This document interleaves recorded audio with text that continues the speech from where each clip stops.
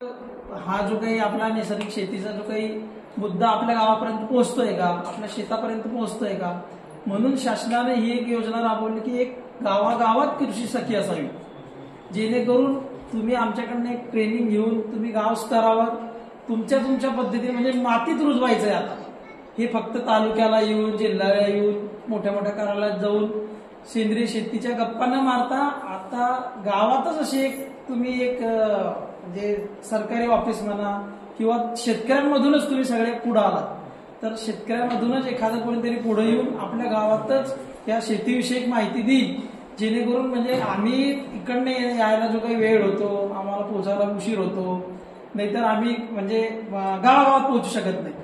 तर त्या अनुषंगाने ही कृषी सखी एक ही बाहेर काढलंय सरकारने एक योजना.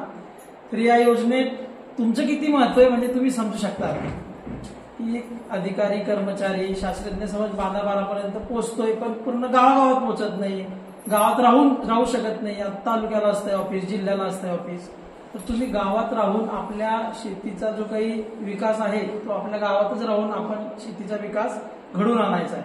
त्यासाठी ही एक मोठी भावना आहे. तर आपल्या सर्व कृषी जे आहेत त्यांना मी पुढील वाटचालीसाठी खूप खूप शुभेच्छा देईन. आणि मूळ विषय म्हणजे आज पशुधनाचं महत्व. सर्व म्हणतात नैसर्गिक शेती करायची, आपण खतं कमी करायची, याला पर्याय काय? सगळे म्हणतात तुम्ही शेणखत वापरा, गांडूळ खत वापरा, तुम्ही दशपर्णी अर्थ करा. तर म्हणजे तुमच्या निसर्गामधूनच असं काही तुम्हाला उत्पन्न काढायचंय आणि ते तुमच्या सेंद्रिय शेतीसाठी नैसर्गिक शेतीसाठी वापरायचं. मग त्यामध्ये मुख्य घटक म्हणजे काय? पशुधन. आधीच्या काळात प्रत्येकाच्या दारात 2-4 गायी, म्हशी, शेळ्या, कोंबड्या हे सगळं होतं. त्या काळात आपण काय करायचो, एक 4-4 महिन्यानं, 6-6 महिन्यानं बैलगाड्या घेऊन आपण शेतीमध्ये शेणखत टाकायचो. आपल्या जनावरांचं शेणखत आपण पिढ्यावर आपण जमा करून ठेवायचो, त्याला चांगलं हलवायचो, त्याला 1-2-4 महिन्यात पलटी मारायचो, फावड्यानंच मारायची त्या काळात. तर आपण छोट्या आणि ते 2-3 महिन्यामध्ये आपण बैलगाड्यात भरून आपण टाकत होतो शेतावर. त्या अनुषंगाने आपल्याला आज म्हणतात मला युरियाज नाही, काही शेतकरी फोन करतात, सर आम्हाला युरियाज नाही भेटत आहे, डीएपी नाही भेटत आहे. याच्या आधी आपले आई वडील असतील, आपले आजी आजोबा असतील, त्यांनी अशी कधीच तक्रार केली नाही. तुम्हाला तरी आठवत आहे का कशी तक्रार झाली का त्यांच्याकडनं? युरियाज नाही, दुकानदारावर लाईन लावून उभे. तर ही आता काळाची गरज आहे. पशुधन व्यवस्थापन नैसर्गिक शेतीसाठी किती महत्वाचं आहे. छोट्या छोट्या याच्यात म्हणजे असं नाही की तुम्ही आज 10 गाई, म्हशी, बैल एका कडेला आहे तो आपल्याला पुरवेल. एक म्हैस, एक गाय, बैल जे काय आपल्या घरी आहे म्हणजे पशुधन. पशुधन म्हणजे आता तुम्ही कोणत्या याला असं धन म्हणत नाही, फक्त पैसा आणि तुमच्या जनावरांना. हे कधी पण लक्षात ठेवा की कोणत्याच वस्तूला आजपर्यंत आपण धन म्हणलं नाही. पशुधन आणि जो काही पैसा असतो त्याला, ह्या 2 गोष्टींनाच धन म्हणतो आपण. त्या धनतेरसला आपण काय पुसतो? पैशाला पुसतो आणि आपल्या जनावरांना पुसतो. आजपर्यंत तुम्ही कुठेही बघा, म्हणजे विचार करा ही किती मोठी गोष्ट आहे पशुधन आपल्यासाठी. पैशाच्या रूपातच आपण या जनावरांना आपण पूजनीय आहे. तर त्या अनुषंगाने आपण नैसर्गिक शेतीत ह्या पशुधनाचं किती महत्व आहे ते समजू शकतो. आणि येणाऱ्या काळात आपल्याला ही नैसर्गिक शेती आपल्या मार्फत जातात की बांधावर आपल्या शेतापासून तर पूर्ण गावाच्या बांधापर्यंत नैसर्गिक शेती कशी करायची, का करायची, आता तुम्ही ह्या 5 दिवसात शिकणारच आहेत. त्याच्यानंतर सुद्धा आपण ट्रेनिंग अवेलेबल करून देऊ तुमच्या पद्धतीनं, किंवा गावात जे काही अडीअडचण आहे तुम्हाला सेंद्रिय शेतीमध्ये जे काही अडीअडचण येणार आहे त्याच्याबद्दल.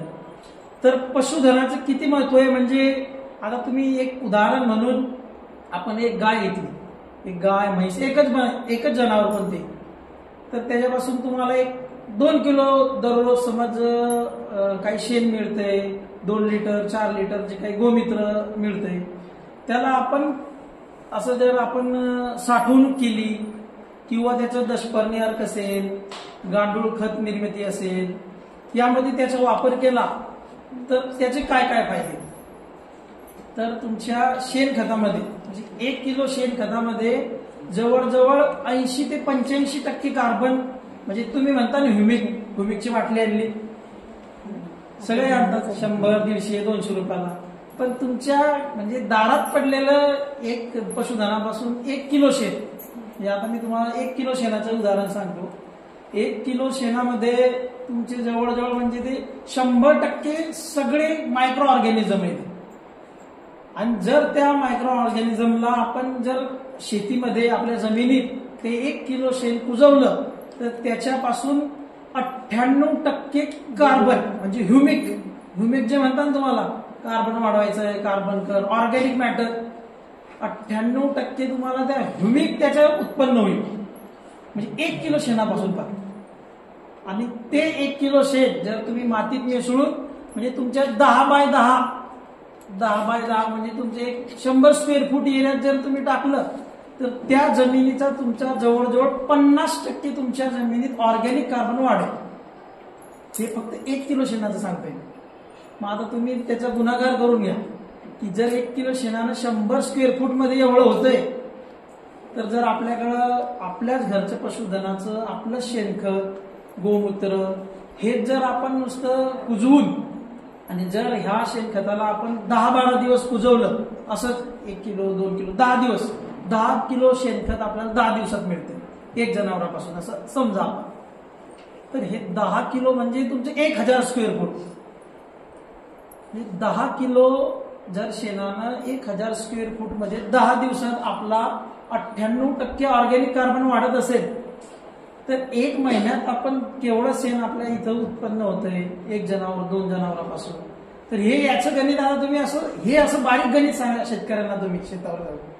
म्हणजे आज ही ट्रेनिंग समजू नका, तुम्हाला एकदम म्हणजे तुमच्याकडनं काय अडचणी आहेत, म्हणजे आम्ही बोलतोय म्हणून ऐकून घेऊ नका तुम्ही. कारण याच्या पुढे आता सगळं सरकार तुम्हाला विचारणार की कृषी सखींनी किती प्रशिक्षण घेतलं, त्यांच्या गावात किती नैसर्गिक शेती खरंच करतायत लोक, आणि कोणकोणत्या पद्धती वापरतायत. तर त्यामधला हा आपला एक घटक आहे पशुधन. आणि या पशुधनाचे तर आता हे आपण तुम्हाला ऑर्गॅनिक मॅटर, हे सगळं ऑर्गॅनिक कार्बन जे आहे याच्याबद्दल सांगतोय. अजून पुढे आपण काय काय अजून तुम्हाला सविस्तर सांगेलच मी. तर हे असं गणित तुम्ही शेतकऱ्याला सांगितलं पाहिजे की तुमच्या 1 किलो शेणापासून जर असं होत असेल 100 स्क्वेअर फूटच्या एरियामध्ये, तर 1000 स्क्वेअर फूट म्हणजे आपलं घर बांधतो आपण 1000 स्क्वेअर फूट, तेवढा एरिया तुमचा 10 दिवसात कव्हर होतो, 10 दिवसाच्या शेणानं. जर तुम्ही असे 2 महिने ते आपले जे काही 1 जनावर असेल 2 जनावर असेल याला कुजवलं, ते गोमूत्रच टाकलं त्याच्यावर, दुसरं काही नाही टाकलं. आपण आता मार्केटमध्ये खूप वेगवेगळे पद्धतीचे रसायन आले, जे डिकम्पोजर म्हणून आले, ते डिकम्पोजर टाकलं तर ठीकच आहे. पण आपल्याकडे जे काही आपण पाला पाचोळा जे काही जमा होतो, आपलं गव्हाणीत जे काही राहतंय आपलं चारा, तो सुद्धा आपण या शेणखतात मिसळून टाकला आणि त्याच्यावर डिकम्पोजर टाकलं. डिकम्पोजर नाहीच घ्यायचं असलं आपल्याला, तर आपलं जे गोमूत्र आहे ते गोमूत्र सुद्धा त्याच्यावर पसरवलं तर तुमचं 10 दिवसात एकदम उत्कृष्ट म्हणजे एकदम तुम्ही एक DAP युरियाच्या आणि जे ह्युमिक ऍसिडची आपण जी एक बाटली घेतो त्याच्या 10 पटीत जास्त आपल्याला त्या 10 किलो शेणामध्ये जे काही आपले मायक्रोन्यूट्रिएंट जमिनीसाठी लागणार आहेत, ह्युमिक ऍसिड म्हणून, ऑर्गॅनिक कार्बन म्हणून, ऑर्गॅनिक मॅटर म्हणून, हा एवढा त्याचा फायदा. तर एवढीच अपेक्षा आहे की आता ह्या शेणाचं सोनं कसं करा, त्या पशुधनानं आपल्याला जे काही दिलंय, म्हणजे थोडंफार तरी त्याच्यात काहीतरी धन असेल ना, पशुधनाचं जे काही धन दिलंय आपल्याला त्याच्यापासून, म्हणजे त्या धनाचं ते धनच आहे सगळं. आपण दूध, ताक, लोणी म्हणजे सगळं त्या गाई म्हशी जे काही आपल्याला देतात ते. आणि परत तुम्ही काय 2 कालावधी गेली, 4 कालावधी गेली, परत त्याला आपल्याला विकून परत धन मिळते. म्हणजे त्या धनाचं आपण आपल्या शेतीत कसं रूपांतर करायचं हे आपण सगळ्यांनी जागरूक होऊन लक्ष देणं गरजेचं आहे. ते शेण आणल्या कोणतरी गेलं टाकून, गेलं रस्त्याच्या कडे टाकून असं राहतंय, ते पडतंय, म्हणजे ना बांधावर झाड तेवढी वाढतं, नाही तर मग रस्त्याच्या कडेला जेवढा तो नाला असतो का त्याच्यावर पार काही येतंय, त्याच्यावर केना उठतोय, सगळं उठतंय. तर त्या शेणाचा फायदा आपल्याला एकदम म्हणजे साध्या पद्धतीने, रॉकेट सायन्स काहीच नाही. दररोजचं नसतं शेण येणार, त्याच्यावर जे काही गोमूत्र आपल्याला सापडलं असेल, जे जो काही हातात येईल ते, नाही तर आपण गव्हाणीतून बाहेर काढतो ते 10 लिटर 10 किलो शेण हे जर तुम्ही 10 दिवस कुजवलं तर त्याचे एवढे फायदे होतात. तसंच आपल्याला पुढं काय पशुधन मध्ये आपण जे काय नाश्ता करून घ्या. हा नाश्ता काय अडचण नाश्ता करा तुम्ही. नाश्ता करता आहे काय ही काय अडचण नाही. ट्रेनिंग ही ट्रेनिंग म्हणजे काय तुम्हाला आता शाळेत कसे दररोज पोरांना पाठवतात तुम्ही जेवढं शिकेल तेवढं. आता 5 दिवस आता आम्हाला बी 5 दिवस वेळ आहे, तुम्हाला बी 5 दिवस वेळ आहे गावाकडून इकडे येणं. म्हणून म्हणजे असं खेळ शिका जेणेकरून तुम्हाला लक्षात राहील. असं काही नाही की तुम्ही 5 दिवस एकदम लेक्चरला आला आणि सर्टिफिकेट घेऊन तुम्हाला गावात जायचे. हे ध्यानीमध्ये धरू नका, कारण इथून पुढं आमच्यापेक्षा आता जास्त तुम्हाला काम आहे. काय असलं की तुम्हाला आता विचार नाही अजून पुढं काय भविष्यात काय होऊ शकतं याच्यात खूप मोठे परिणाम आहेत की कृषी सखींना कसं तुम्हाला काय योजनेमध्ये तुम्हाला परत कंटिन्यू करता येईल.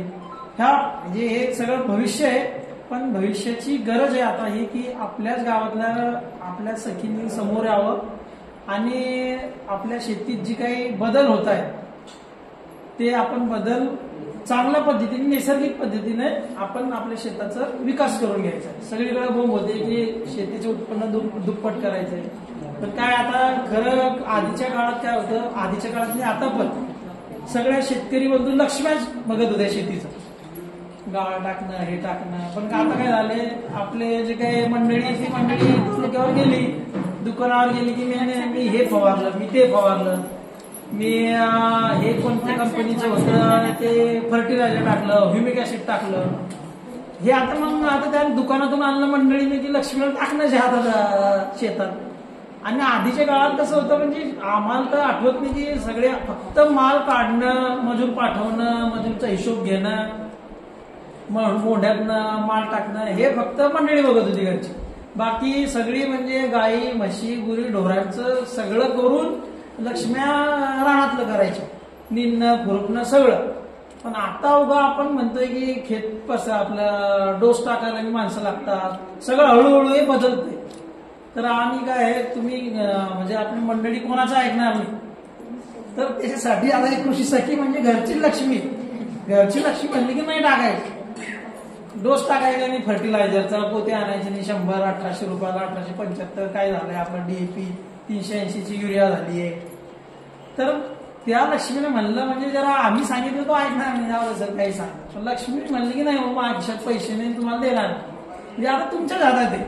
म्हणून कृषी सखी म्हणजे तुम्ही लय मोठी गोष्ट आहे, त्याचा गांभीर्य तुम्ही खरंच समजून घ्या. जे आता आम्हाला जमलं नाही त्यासाठी आम्ही कृषी सखी सरकारने हे म्हणलं की आता या लक्ष्म्या सांभाळतील त्यांची शेती आणि त्यांच्या मंडळाला बी आता लक्ष्म्याला हे करतील की हे टाकू नये, हे टाकू नये, ते टाकू नये. तर त्यासाठी आता हे जे काही बारीक बारीक गोष्टी तुम्ही प्रशिक्षणामध्ये आता पशुधन असेल, कीटक व्यवस्थापन असेल, काही वेगवेगळ्या जातींचे बियाणं रोप पिकं असतील ते तुमच्या पद्धतीने त्यांना म्हणा 2 वर्ष माझ्या पद्धतीने चालू द्या भाऊ. तुमचे DAPच्या 10 थैल्या लागतात 1800च्या हिशोबाने, 2000 1500च्या हिशोबाने पकडा, तिथे 15,000 तेज होते. 200ची 250ची थैली पकडा, 10 युरियाच्या बॅगा त्याच 3-4 हजाराच्या होत आहेत. ह्या हळूहळू जर हा तुम्ही इकडे 10-15 हजार हे 2-4 हजार प्रत्येक पिकाच्या मागे जर असे कमी केले तर किती आपल्याला हळूहळू उत्पन्न वाढतंय तुम्हीच बघा. आणि आजकाल झालंय आता शहरात, आता आम्ही बी शेतकरी आता गावाकडनं शहरात आलो. शहरात काही बारकी घरं असतात आणि तुम्हाला जागा सामान ठेवायला नाही. बायका जास्त शिकलेल्या असतात आता नवीन शहरात आल्या की म्हणजे गावाकडून, त्या निसणं पाकडणं उन्हात टाकणं ते सगळं बंद आहे. तर लोकांना काय झालंय आता लिमिटेडच घेतात. 5 किलो तांदूळ घेतील, 5 ज्वारी घेतील, 5 किलो गहू घेतील. पण काय म्हणतो मग आता 5 किलो घेतोय आपण जरा सेंद्रिय. कोण म्हणतंय मग सेंद्रिय त्याच्या याच्याकडे भेटतंय, हा किती 10 रुपये का 20 रुपयाला देतोय तो, जाऊ 5 किलो तर घेतोय. 5 किलो पण आम्हाला म्हणजे शहरात लोकांना समजून येत नाही. त्याच्यामुळे काय मार्केट वाढतंय आपल्या ऑर्गॅनिकच्या हळूहळू. तुम्ही जर म्हणले ना की मी माझ्या घरून खेडेगावातून दूध काढून आणतो साहेब तुमच्या गावात, तर मला तुम्ही 10 रुपये एक्स्ट्रा द्या. 70 चाललंय तुमचं मार्केट, पण मी गावापासून इथे येतोय का 80 द्या. लोक म्हणतात 10 1 लिटर 2 लिटर लागते दूध घरी, 20 रुपये जाऊ दे एक्स्ट्रा, पण मग शुद्ध दूध भेटेल मला गावातून. उगा पाटकिटाचं दूध घेऊन कॅन्सर सगळीकडे बोंबलतोय आपण. हा हळूहळू कल बदलतोय शहरातल्या लोकांचा. तर ह्या आता शेती अशी करायची की आपल्याला उद्योगातून शेती. सगळे लोक उद्योगपती बनताय. कोण डाळ मिल काढते, सोयाबीन आपल्याकडनं घेते, तेल काढते, 200 रुपये लिटर तेल आहे. तुम्हीच जाऊन दुकानावर आणि आमच्या इथून तू बाबा काय किलो नेली आमची सोयाबीन, तू जे काय असेल ते आपलं डाळ 200 रुपये किलो आहे, तुरीची 180 280 जे काय. तर म्हणजे हा काळ बदलतोय बघा. हळूहळू जर आपणच ऑर्गॅनिक सेंद्रिय शेतीचं जर मार्केट उचललं. आता तुम्ही सखी आहे, तुम्ही 10 बायकांनी जर गावात तयार केलं की 10 आपण काय करू, सेंद्रिय शेतीच करू. तर तुम्ही 10 लोकांनी असं करायचं की हळूहळू तुमचं गाव झालं पाहिजे. तुमच्या गावातून एक वाण निवडा नाही. आणि तुमचे हे जे काही सेंद्रिय जे पशुधनापासून आपण जे काही ऑर्गॅनिक मॅटर बनवलंय, जे काही दशपर्णी बनवलंय, गांडूळ खत निर्माण केलंय, शेणखत जे काही आपलं आहे तेच तुमच्या शेतीवर वापरा. वाटलं तर प्रत्येक आपल्या मंडळीला म्हणा एक एक गुंठा आम्हाला देऊन टाका, जे काय होईल आमच्या 10 बायांचं 10 गुंठा. नुसतं भाजीपाला, सेंद्रिय भाजीपाला मी म्हणलं तुम्ही मार्केटला 10 रुपयाची जोडी 20 रुपयाला 100% जात. ते भावना काय आहे, आज आपण काय बाजार असला की आपण आठवडे बाजार राहतो आपल्या गावात, 4-5 दिवसाचे आपण भाजीपाला घेऊन ठेवतो. शहरात तसं राहिलंच नाही. आज आलं का आजची भाजी घ्या, मेथी, संपला विषय. आज मेथी घेऊन खाल्ली, संपली. उद्या नवीन येते, पालकवाला आलाय का पालक घेऊन टाका. तर हे मार्केट आपण सर्वांनी ओळखलं पाहिजे. म्हणजे किती नैसर्गिक शेतीच्या मागं सगळे लोक लागले. तर आपल्याकडे जमीन आहे, आपणच मालक आहे. तर आपणच असं नैसर्गिक शेती जे काही उत्पन्न होईल ते 2 पैसे आपल्याला काही 10 जोड्या झाल्या ना, आपल्या 8 जोड्या जाऊ द्या, 2 जोड्या आपण पण ठेव. कसं आहे, लोकल पैशाच्या नादात आपण काय करतोय, नाहीतर आपण सेंद्रिय पिकून 10च्या मागं 20च्या मागं आपण शहरात विकू. त्याच्यातलं 8 जोड्या 10 जोड्या झाल्या, 2 जोड्या घरी खा सेंद्रिय. त्या 8 जोड्याचे जे काही पैसे होतील ते आपल्या गल्ल्यात टाका. आर्थिक भार आपल्याला तो म्हणजे पेलता येईल आपल्या शेतीचा. तर एक आयडिया आहे. म्हणजे सगळ्यांना सगळं माहिती आहे. फक्त आता काय आहे, तुम्हाला आयडिया सगळे लोक विसरत चालले. की हे आता गणित कोणाला तुम्हाला कोणीच म्हणणार नाही की वो शहरात असं आहे तसं आहे. मी हे एकदम बारीक गणित. आता माझंच उदाहरण आहे म्हणून मी तुम्हाला सांगितलं. कोणीच आमची बायको काय पाकडत नाही, उन्हात टाकणार नाही म्हणून काय आम्ही काय 5 किलो धान्य घेतो, 5 किलो ज्वारी घेतो, 5 किलो गहू घेतो, 5 किलो तांदूळ घेतो, असे किलोभर डाळ घेतो. आणि त्याच्यात कोणतरी म्हणलं की ऑर्गॅनिक आहे तर मग आम्ही 10 रुपये एक्स्ट्रा जाऊ. म्हणजे महिन्याची कमीत कमी 100 रुपये आम्ही प्रत्येक गोष्टीवर 10,000 रुपये गेले तर 100 रुपये एक्स्ट्रा गेले चालतील, पण ऑर्गॅनिक आहे. सगळेच म्हणतात ऑर्गॅनिक ऑर्गॅनिक. तर बघा मार्केट किती. आपल्यासारखे छोटे छोटे गाव आहे, त्याला शहर जवळ आहे. शहरात म्हणजे एकदम सोपे आहे. जर तुम्ही आता एखाद्या सोसायटीला हे केलंय मोठे मोठे, तिथं पुरं गाव राहते एक प्रकारे. एका बिल्डिंग मध्ये 40-40 50-50 घरे, असे 4-5 बिल्डिंग असल्या की ते गावच होते. आपल्या गावात 400 घर राहतात, 200 घर राहतात. तिथे 7-8 बिल्डिंग झाले की ते 200 घर. म्हणजे आपल्या अख्ख्या गावातला भाजीपाला बी जर तिथे नेला तर 100% गावात या एकच बिल्डिंगला बांधून घ्यायचं नाही. तुमचे संपर्क आहे, नाही तर काय तुमच्यातला एखादा मोठा भाऊ, लहान भाऊ, बहीण कोणतरी असते, भाऊजाय, तिला यायची की आम्ही फक्त आपली गाडी आणणार आपल्या गावातून. आपल्यातलीच आहे ना. आता आमच्यात कोणतरी भाऊ गावात आहे आणि आम्ही शहरात आहे. तसे प्रत्येक घराघरात आहेत. पोरं शिकायला आहेत म्हणून कोणी आजी आजोबा शहरात राहत आहे पोरांना घेऊन. तर आपल्या आपल्यातच आपण हा व्यवसाय वाढवायचा. आता आपल्याला कोणी बाहेरच्या कंपनीवाला येणार नाही की तुम्ही आपण अशी आयडिया करू आणि ह्या असं सेंद्रिय उत्पादन करू आणि आपण मोठं मार्केट करू. तर आता ऑर्गॅनिक लिहिलेलं असतं नुसतं फळांवर मॉलमध्ये तरी लोक घेऊन टाकतात. आता काय खरं काय खोटं ते देवाला माहीत. पण आपल्या गावात जर आपल्याला आपली पण काळजी घ्यायची असेल आरोग्याची आणि 2 पैसे जर आपल्याला बी कमवायचे असतील तर खरंच प्रामाणिकपणानं आपल्याला बी सेंद्रिय शेती नैसर्गिक शेती करणं गरजेचं आहे. जेणेकरून आपल्याला आर्थिक तर लाभ होणारच आहे, पण आपल्या स्वतःवर आणि दुसऱ्यावर बी आरोग्याचा त्याचा चांगला परिणाम होईल. तर जे काही आता दुधाचे उत्पन्न म्हणतो मी, आता आपले शेण झालं, शेणखताचं तुम्हाला गणित समजला. हे गणित सांगायचंच कोणाला पण. 1 किलो शेण त्याच्यातून तुम्हाला 98% ऑर्गॅनिक कार्बन. जर तुम्ही 10 दिवस तसं तुम्हाला सांगायचं 1 किलो शेणामध्ये एवढं नत्र, एवढं स्फुरद, म्हणजे 2.8 तुम्हाला नत्र असतं युरिया. आणि हा आपला जो युरिया टाकला ना, आज टाकला युरिया तर तुम्हाला उद्या लागू होईल. पण जे काही आपल्या ऑर्गॅनिक खतामध्ये जे काही युरिया असतो, जे काही नत्र असतंय, ते तुम्ही आज जर टाकलं ना तर ते जमिनीला सोपंही घेणं. आता डीएपी असते, डीएपी आता तुम्ही जर आज टाकलं ना तर 1 महिन्यात लागू होतं. पण जे तुम्ही शेणखत बनवतंय, गांडूळ खत आहे, स्पर्मी अर्क जे काय आहे, आपण जे गोमूत्र मिक्स करून बनवलंय, यात कसं तुम्ही आज जर टाकलं ना तर सोयस्कर जमिनीला काय सोय, लगेच तुम्ही जर आज टाकलं तर त्याला लगेच लागू होते. नाही तुम्ही आज टाकताय ना 15 दिवस, म्हणजे हे कोणाला गणितच माहित नाही.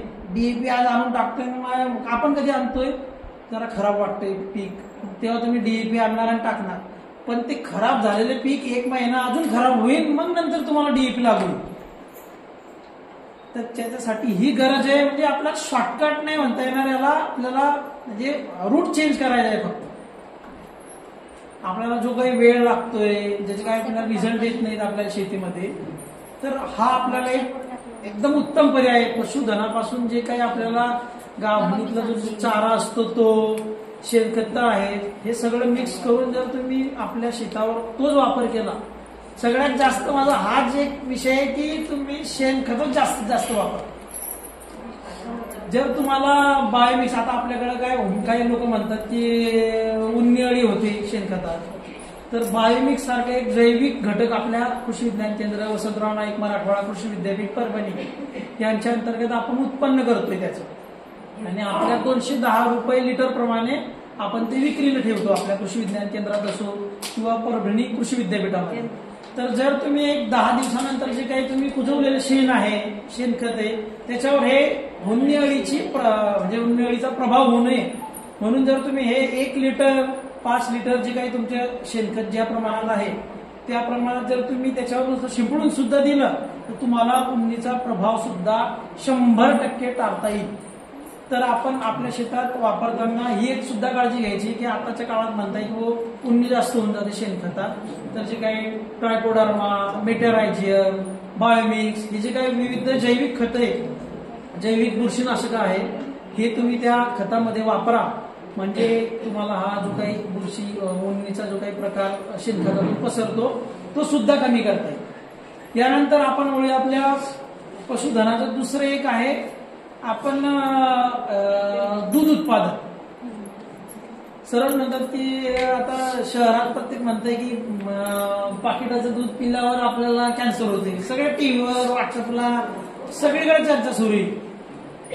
तर हे काही प्रमाण आहे ते वेगवेगळ्या पद्धतीने ते दूध खरंय खोटंय ते देवाला माहीत, आता देणाऱ्यालाच माहीत. पिणाऱ्याला तर काय समजत नाही, विचारायला तो घोडभर चहा टाकतोय, त्याला काय समजतंय नाही समजत. तर आता आपल्या पशुधनाचं दुसरं महत्वाचं आहे दूध उत्पादन. जर आपल्या दारात ह्या 4 गायी म्हशी ज्या असतील त्यांचं शेणखतापासून, म्हणजे जे काही जनावर असतात आपल्या दारातले पशुधन, त्याच्यातलं काहीच वाया जात नाही, काही म्हणजे काहीच नाही. त्याचं शेण वापरलं जात आहे म्हणजे बघा आता एक प्रकारे विष्ठा आहे, समजते विष्ठा वापरली जाते म्हणजे मग तो प्राणी किती महत्वाचा असेल. त्याचं गोमूत्र वापरलं जातंय. तर या प्रमाणात जे काही ते दूध उत्पन्न आपल्याला होतं, त्या दुधातून किती मिनरल आणि किती काय पौष्टिक आहार आहे हा आपल्या गावात, म्हणजे आपण काढतोय घरी धार डेअरीत टाकतो. आज आपल्याला लहान बाळाला, आम्हाला आठवतं की आम्ही लहान असताना आमच्या घरी 2-4 गायी होत्या, म्हशी होत्या, तर आम्ही घरी ठेवायचो काही दूध, काही ताक लावायचो, दही लावायचो, आणि मग कुठेतरी डेअरीवाला होता तेव्हा डेअरीवाला घेऊन जायचा. आता काय डेअरी मार्केटला वाटतं, तर डेअरीवाले ते आपल्या गावागावात चिलिंग प्लॅन्ट, म्हणजे तुमच्या दारात येऊन घेऊन जातो, बाबा पण मला दूध दे. काय 40 ननी, 30 ननी, 35 ननी, 32 ननी, तो विकतो शहरात आम्हाला 70. आता ही काळाची गरज काय झाली की तुम्ही जे काही दुधाचं उत्पन्न आपण घेतोय त्या दुधाचं उत्पन्न आपल्यासाठी, आपल्या जे काही आरोग्य आहे ते सांभाळण्यासाठी सुद्धा आपण त्या दुधाचं जे काही आहे वापर तो आपल्या आहारात सुद्धा करायचा, म्हणजे जेणेकरून आपल्या हाडं बळकट राहतील आणि आपल्या शेतीत आपण जरा चांगलं काम करू शकतो.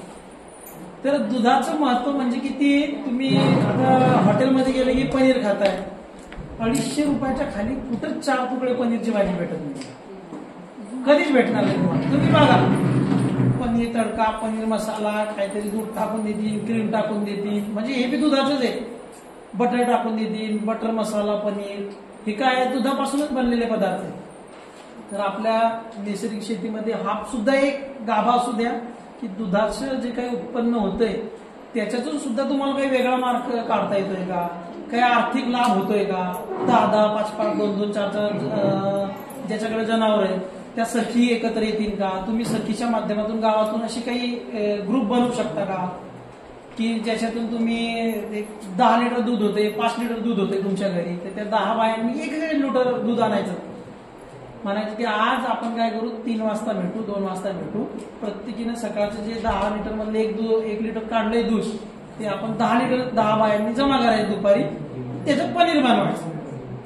आणि ते पनीर आता तुम्ही पहिले 10 दिवस तुम्हीच घरी खा, पोरांना बी खाऊ घाला, मग नंतर तुमचं मार्केट झालं की तुम्ही गावात विका. मग आता समज 400, 800, 1000 खूप प्रमाण आहे. काही म्हणजे तुम्हाला अमूलचं फुल फॅटचं हे पनीर आहे तो 800 विकतोय, गावाकडचं आहे तो 600 विकतोय, कोण कुठून तरी आणून देतो तो 300 विकतोय, 400 विकतोय.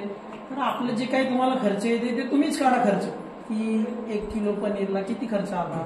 1 लिटर दुधापासून 200 ग्रॅम किंवा 220-250 ग्रॅम पर्यंत 1 लिटर दुधापासून फुल फॅटचे पहिलं दाण्याच्या दुधापासून आपल्याला 200 ते 250 ग्रॅम पनीर मिळते 1 लिटर पासून. तर समज तुम्ही 10 लिटर बनवलं तर किती होईल, ते 2.5 किलो होईल, 2 किलो होईल 10 लिटर पासून, असं पकडा 200 ग्रॅमच्या हिशोबाने. तर ते तुमचं 2 किलो पनीर 800च्या हिशोबाने तुम्ही प्युअर केलंय, तुम्हीच मार्केटिंग करा त्याची. हे गणित आहे, गणित सांगायचं आहे आजकाल. सगळ्यांना काय, तुम्ही 10 लिटर दूध आलं, 2 लिटर पावशेरभर ठेवता, घरी चहा बनवता, डेअरीला महिन्याभराला हिशोब होतो. तर हा बारीकच हिशोब आहे, हा आपण सगळ्यांनी समजून घेणे. आणि पनीर म्हटलं की मग आपलं सगळ्यांना सगळं बनवता येतं. पनीर बनवता येत नसेल तर आपण एक दिवशी शेवटच्या दिवशी वाटलं तर एक प्रात्यक्षिक घेऊ खाली, एकदम सोपं आहे, तुम्हाला करूनच दाखवतो वाटलं. काहीच नाही, एकदम कोमट दुधामध्ये आपण दहीला कसं दूध लावतो तसंच कोमट दुधात जर तुम्ही 2 निंबू पिळाले 1 लिटर मध्ये, 2 निंबू पिळायचे पूर्ण चाळणीत, नाही तर त्याच्यात चाळणीत करून कपात काढून घ्यायचं ते, आणि नुसतं बारीक एकदम बारीक गॅसवर करून जर तुम्ही ढवळत राहिलं 1 लिटर दूध 2 निंबू, तर तुमचं बिलकुल 1 तासात तुम्हाला जे काही फुटतं म्हणतो का आपण, ते बारीक गॅसवर हळूवार म्हणजे थंड झालेल्या दुधात तर तुम्ही ते नुसतं 2च निंबू टाकले तर ते पनीर बनते. ते आपण नाही का थोडस बांधतोय कपड्यात बांधतो, श्रीखंड करतोय, त्याच्या आधीची एक स्टेप जी काही आहे ती पनीर आहे. ते पनीर आपण म्हणतो लोणी जर पनीर तसंच बांधून ठेवलं थोड्या वेळाने तर लोणी होईल. लोणीचं परत आपण थोडं पाणी काढलं की त्यात साखर टाकली की श्रीखंड होईल. म्हणजे दुधापासून अनेक पदार्थ बनवता येतात. त्याचं परत काय, पनीर बनायच्या आधी जर तुम्ही थोडं कोवळं जे फुटलेलं असते, म्हणजे असे काही तुम्हाला चक्क मनाला दिसतील, त्याच्या आधीच जर तुम्ही काढलं त्याचे नुसते गोळे करून साखरेच्या पाकात टाकले की ते रसगुल्ले बनतात. म्हणजे एकदम सोपं आहे हे जे पनीर आहे ना. म्हणजे दूध जर आता आपण सकाळी केलं 1 लिटर दुधाचा आपण बघू प्रयत्न करून, जर उद्या जर जमलं तर आपण ही पण एक ट्रेनिंग घेऊ आपली. नाही तर तुमच्या सवडीने तुमच्या गावात जर तुम्ही म्हणत असले तर तुमच्या गावात पूर्ण गावाला दाखवू आपण की किती सोपं आहे. आणि 1 लिटर दुधात 2 लिटर दूध आलं तर आपण 4-5 पदार्थ त्यांना तिथंच बनवून दाखवू 1 घंट्यातच. आणि सगळे येते की आपल्या आजी आजोबा सगळे जुन्या काळात श्रीखंड मी घरीच बनवतो, पण तर आठवतच नाही की मी लहानपणी कुठं डब्बा खाल्ला होता. चिपते बिपते काय काय कंपनी आल्यात काय भरोसाच नाही आला. त्याच्यात बी काय खरं दूध आहे खोटं दूध आहे का, ते सोयाबीनचे ते सोया मिल्क म्हणून पण आता दुकानात आलंय. म्हणजे त्याच्यात काय, तुमचं सोयाबीनला बी एवढा चोथा बनवतात त्याचा, एकदम दाबून काढलं की तेल निघते, अजून त्याच्यात थोडं कमी दाबलं की त्याच्यात तुमचे जे काही दूध निघणार आहे ते दूध म्हणून बी विकतात. त्या दुधाचं बी सोया मिल्कचं तुम्हाला पनीर पण येते, आता पॅकेट यायला लागले अमूलसाठी आहे की नाही. ते जर तुम्ही अजून ते सगळा चोथा झाला की त्याचे गोळ्या बनवता आणि ते काय सोयाबीन गोळ्या. म्हणजे लोकांनी आपल्या दाळातलं आपल्यालाच मारायला लागले दुकानाच्या माध्यमातून. तर आपण हुशार बनणे गरजेचे आहे. सगळे म्हणतात की शेतकरी पुढं का बनत नाही. तर आपल्या सगळ्या मंडळीला काय आहे, आपण सर्वांनी एकत्र येऊन शेतीचा विकास करणे. आपल्या घरची शेती आहे, आपल्या घरची जनावर आहेत, मेहनत आपली आहे, देवानं टायमाला पाऊस दिला तर त्याची भलं. तर ह्या सगळ्या गोष्टीतून लोक जर व्यापार करत असतील तर आपल्या गाव स्तरावर आपण का व्यापार करू नये. तर ह्या ज्या मी म्हणतो की आज जे एक सखी आहे त्यांनी 10 सख्या जमा करायच्या गावात, दुधाचे वेगवेगळे पदार्थ निर्माण करायचे. पहिले मी तर म्हणतो तुम्ही विकू नका, आधी तुम्ही घरी खा. तुम्हाला काय वाटतंय त्याच्यावर गावातून तुम्हाला कसं वाटलं, याला कसं वाटलं काय, याच्यातून तुमची मार्केटिंग होईल. हळूहळू त्यांचा गट निर्माण करायचा. त्या गटातून तुम्हाला नैसर्गिक शेतीचे जे काय आपले कृषी विभाग आहे, कृषी विद्यापीठ आहे, हे सगळं मदत करतात तुम्हाला गट स्थापनेला. त्या गट स्थापनेतून तुमचे प्रशिक्षण होईल. त्याच्यातून तुम्हाला तुमची नैसर्गिक शेतीची सखी असेल ते तुम्हाला कृषी विभाग आत्मा आहे ते तुम्हाला मान्यता देतात. काही नैसर्गिक गट असले त्यांना त्या गटाचं तुमचं काही उत्पन्न असलं तर त्याला मार्केटिंग, लेबलिंग, पॅकेजिंगला सुद्धा मदत करतात. आणि ते लेबलिंग, पॅकेजिंग केलेलं मटेरियल तुम्ही शहरात, कुठं मॉलला, कुठेही तुमचं टाईप करून घेऊ शकतात आणि त्याच्यातून तुम्हाला आर्थिक लाभ होऊ शकतो. म्हणजे एकंदरीत फिरून कुठं आलं आपल्याला पशुधनावर. म्हणजे ह्या एवढ्या छोट्या पशुधनातून काय काय होतंय तर तुमच्या जे काही शेणखत, गोमूत्र आहे त्यापासून शेतीत फायदा होईल, म्हणजे पिकाला फायदा होईल. ते तुमचं जे काही पीक आहे ते सेंद्रिय पद्धतीनं उत्पन्न होईल. दुधाचं जे काही उत्पन्न आहे तुमचं, त्या दुधाच्या उत्पन्नापासून तुमचं जे काही नैसर्गिक, म्हणजे आता याला नैसर्गिकच म्हणा, सेंद्रिय पनीर म्हणा, हे पुढं येईनच असं ऑर्गॅनिक पनीर. लेबल लावून लोक ऑर्गॅनिक पनीर आहे बोलून, म्हणजे आता काही सांगतील ते. तर त्यासाठी हे छोटं छोटं मार्केट आपल्यालाच करायचंय, जेणेकरून आपल्या गावातच आपण नैसर्गिक शेती जास्तीत जास्त प्रमाणात राबवायची. म्हणजे असं म्हणून नाही की लोक म्हणतात नैसर्गिक शेतीला वेळ लागेल. कसा वेळ लागेल? अरे आपलंच जमीन होती, आधी पण सेंद्रिय शेती करत होतो ना आपण. एवढंच आहे की 4 युरियाच्या बॅग होता, लोक 2 टाकतील. 8 DAPच्या होत्या त्या 2च टाकतील. हा हळूहळू बदल होईल, पण जोरात होणारा बदल आहे. आणि तुम्हाला सांगितल्याप्रमाणे सगळे लोक गावातून, आपल्या गावातच बघा, प्रत्येकाच्या गावात कोणतरी सांगावं की बो तुमच्या शेजारचे आसपासचे घरातले किती लोक शहरात, कोणी सांग आहे की नाही? हे बघा असं म्हणजे आहेत प्रत्येकातलं. म्हणजे आपल्यातले जर आपल्या 6 लोकांमध्ये 4 लोक जर शहरात राहत आहे म्हणजे त्यांना गरज आहे खायची, प्यायची, शुद्ध खायची. तर पशुधनाचं एवढं महत्व आहे. जर आपण बारकाईनं, म्हणजे काही मोठे मोठे शब्द नाहीत आपल्याला, की रॉकेट सायन्स नाही, साधं शेणखत आहे, आपलं साधं दूध उत्पादन आहे, त्याच्यातून आपल्याला कसा आपल्या शेतीचा विकास करता येईल, आपल्याला काही आर्थिक लाभ कसा मिळेल. लोक म्हणतात प्रत्येकी आर्थिक सेंद्रिय शेती केली तर तुम्हाला भाव मिळत नाही, मार्केट नाही, भाव मिळाला तर काही लोक घेणारे नसतात. पण हळूहळू तुम्हाला सांगितलं जसा बदल की 4-5 किलो लक्ष देत नाही, 10 रुपये वाढून दिले सेंद्रिय शेतीच्या याच्याकडे. तर हा बदल आपल्याला हळूहळू आपल्यातून घडून आणायचा. आपल्याला आता कोण बाहेरून येणार नाही. आता तुमच्या गावातच पाठवले म्हणजे बघा, आता आमच्या मागे सुद्धा काय काय ट्रेनिंग घ्यायची आहे तुम्हाला.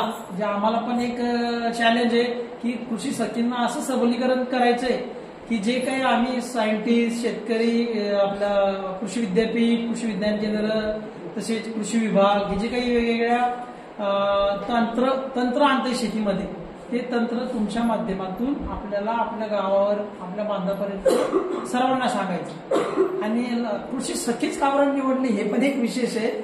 कारण एखाद्या माणसाला सांगितलं की तो सांगत नाही की माझी आपल्या खांद्याच्या वर कपाशी कशी गेली, सांगणार नाही तुम्हाला. चमत्कार मारलं, काय मारलं ते देवाला नाही म्हणला, ते दादाने दिलं तर मी फवारलं.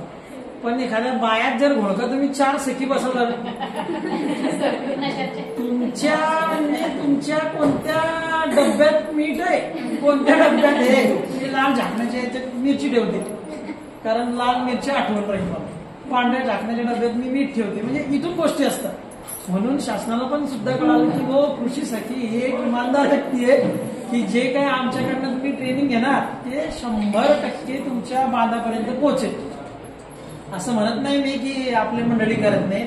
आता आमचे काही चांगले शेतकरी आहेत ते बांधापर्यंत हे जे काही नैसर्गिक शेतीचं आहे ते सुद्धा आपला हा निरोप पोहोचवत आहे.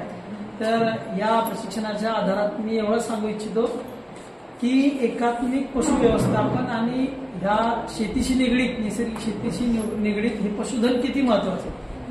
पहिलंच गोष्ट तर तुम्ही पशुधन म्हणलं की तिथे संपते सगळं.